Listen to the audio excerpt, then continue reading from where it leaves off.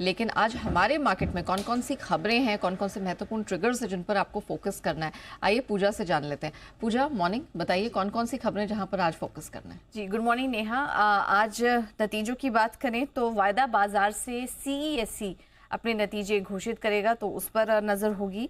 और इसके अलावा कैश सेगमेंट से Equinox India, GNA Axles, Just Dial, PCBL जैसी कंपनियों के भी नतीजे आएंगे, तो यहाँ पर भी नज़र रखिए।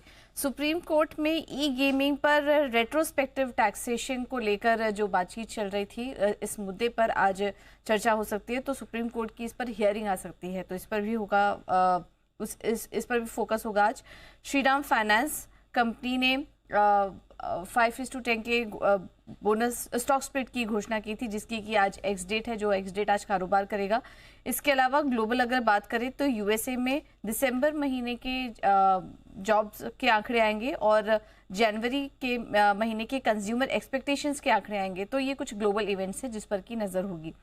आगे बढ़ते हैं, प्राइमरी मार्केट की बात करें तो क्वाड्रेंट फ्यूचर टेक आईपीओ का अगर फाइनल सब्सक्रिप्शन की बात करें तो अब तक करीब 192 गुना सब्सक्राइब हुआ है, जिसमें कि जो रिटेल पोर्शन है वो 245 टाइम सब्सक्राइब हुआ है। एनआई हिस्सा 266 गुना और क्यूआईबी हिस्सा करीब 138 गुना सब्सक्राइब हुआ है। तो ये फाइनल अपडेट है, आईपीओ क्लोज हो चुका है, इसका एक अपडेट आपके लिए। अब बात करते हैं नतीजों की। कल बाजार बंद होने के बाद आईटी स्पेस की दिग्गज कंपनी टीसीएस ने अपने नतीजे घोषित किए। नतीजे अगर देखेंगे तो अनुमान के मुताबिक ही रहे हैं। आय देखेंगे तो वहां पर गिरावट आई है, करीब 0.4% की गिरावट हुई है। डॉलर रेवेन्यू $762 का हमारा अनुमान था, $754 का ये नंबर आया है। एबिट की अगर बात करें तो यहाँ पर भी 1.25% की बढ़त हुई है और अनुमान के मुताबिक ही रहे। मार्जिन 24.5% पर एग्जैक्ट 24% के आसपास की मार्जिन की हम उम्मीद कर रहे थे, वैसे ही नंबर्स कुछ देखने को मिले। और मुनाफा भी देखेंगे तो 4% की बढ़त वहां पर दर्ज हुई है। इसके अलावा कंपनी ने 10 रुपये प्रति शेयर के अंतरिम डिविडेंड की भी घोषणा की और 66 रुपये प्रति शेयर के स्पेशल डिविडेंड की भी घोषणा की है।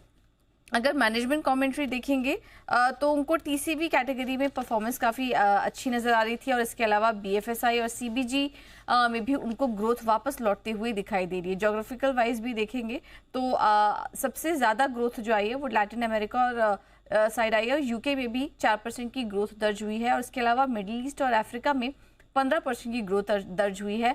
और भारतीय कारोबार में देखेंगे तो वहां पर सबसे ज्यादा 70% की ग्रोथ कंपनी ने दर्ज की है। तो ये आंकड़े आए हैं टीसीएस के और नतीजों की बात करें तो अनुमान के मुताबिक ही रहे।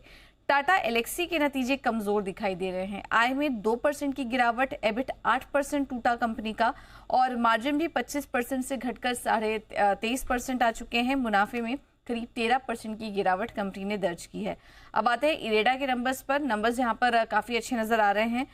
ब्याज से जो आए हैं उसमें करीब 39% की ग्रोथ कंपनी ने दर्ज की। मुनाफा 26% से बढ़ा कंपनी का, मार्जिन में भी बढ़त आई है और ग्रॉस एनपीए नेट एनपीए के आंकड़े अगर देखेंगे तो वहां पर थोड़े कंसर्न नजर आ रहे हैं। 2.19% से बढ़कर जो ग्रॉस एनपीए है वो 2.68% पर आया है और नेट एनपीए में भी बढ़त देखने को मिली है। तो नतीजे मिले जुले रहे इरेडा के। अब आते हैं कुछ बिजनेस अपडेट्स पर। सेनको गोल्ड यहाँ पर तीसरी तिमाही के अपडेट कंपनी ने जारी किए हैं और Q3 में रेवेन्यू ग्रोथ अगर देखें तो वहाँ 22% की ग्रोथ हुई है।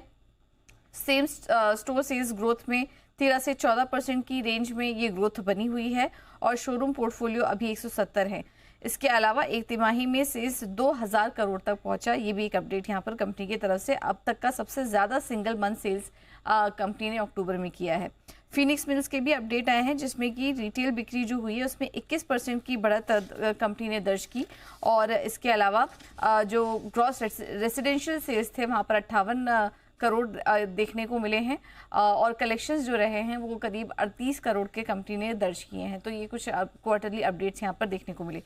खबरें भी काफ़ी ढेर सारी हैं। अदानी विल्मर ओएफएस के जरिए प्रमोटर अदानी कमोडिटीज 20% का हिस्सा बेचेगा। फ्लोर प्राइस इसका 275 रुपये तय किया गया है, यानी कि मौजूदा भाव से अगर देखेंगे तो 15% के डिस्काउंट पर आज नॉन रिटेल निवेशकों के लिए ये ओएफएस खुलेगा।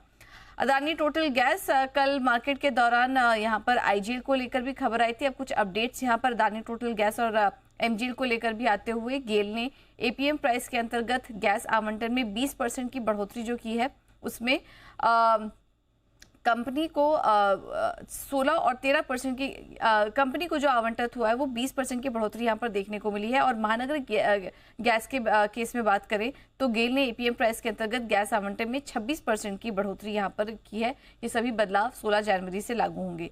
एसआरएफ ये कंपनी कल फोकस में थी, शानदार तेजी यहाँ पर देखने को मिली थी। और अब कंपनी का बयान आया है कि R3 गैस के दामों में बढ़ोतरी को लेकर वो केवल यूएस मार्केट में देखने को मिले। अगर भारतीय कारोबार की बात करें तो यहाँ पर केवल डिमांड और सप्लाई पर जो प्राइसेस हैं वो निर्भर करेंगे। तो कह सकते हैं कि यूएस मार्केट का एसआरएफ के बयान के मुताबिक इतना कुछ इम्पैक्ट यहाँ पर देखने को नहीं मिलेगा जब तक भारतीय जो कारोबार है भारतीय मार्केट में इस तरह का इंक्रीज देखने को नहीं मिलता। पॉलीप्लेक्स कॉर्पोरेशन भारत में बीओपीटी मैन्युफैक्चरिंग फिल्म प्लांट लगाएगी। 558 करोड़ की लागत से प्लांट लगाने को मंजूरी मिल चुकी है और FY 27 से 28 की पहली छमाही में ये प्लांट शुरू होगा। आरती ड्रग्स पर भी नजर रखिए। प्रोजील ग्रीन पावर 6 प्राइवेट में करीब 26% हिस्सा कंपनी खरीदेगी और ये जो डील है करीब 1.5 करोड़ में ये डील होते हुए दिखाई देगी।